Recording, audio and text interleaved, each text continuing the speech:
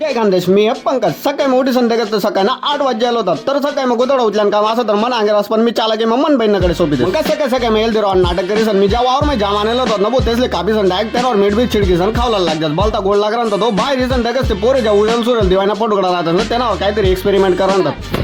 आमना गली ना सस्ता समारी त्यांना कबूतर लेस मग कबूतर असले थोडा बार खेवाडा लागतात आणि एक कबूतर डायरेक्ट असून डोकावर टिकते बाई आगीच बेगीच नको बो त्यांना डोकं भरते मग बच्चासले थोडाफार खावाडी बिवाडी सन आणि तसले पाणी बिनी पेवाडी सन मी चांदी जास्त बोलणे आणून दुकानावर दूध नेतलेले वाले आमना लंगोटी यार आणून दुकानावर ते दूध नेतलेली सन घर जास्त आता दूध नेतले जर मी लयले तर मग चहा ठेवायची जिम्मेदारी मनच डोकावर येईन भाऊ काय झटपट पडा चाय बनायचं डोकोटाड बनली चहा दिसन डोकोटाड बहीण डायरेक्ट रांगोळी पाडा लागतो कारण खोबडी एकादशी आहे आज खोबडी एकादशी तयारी बियारी करी सन आणि देवसने आरती अर्चना करी सन खोबडी एकादशी ना कार्यक्रम सरायसन आम्ही लागतात बहुत जिम एक दोन साईड महाराज होता तिथला पण सुतार पक्षी बच्चे जिम ओढीसन लागत त्याला कोणतरी गुलम मार दिला होता मग त्याला पकडीस मलम बिलम लायसन घर इसन ते कसते मन बहीण मनसाठी फ्रूट कापीसन ठेवतो थँक्यू डोकोटाड बहीण थँक्यू भेट होता आपण पुढल्या व्हिडिओ मा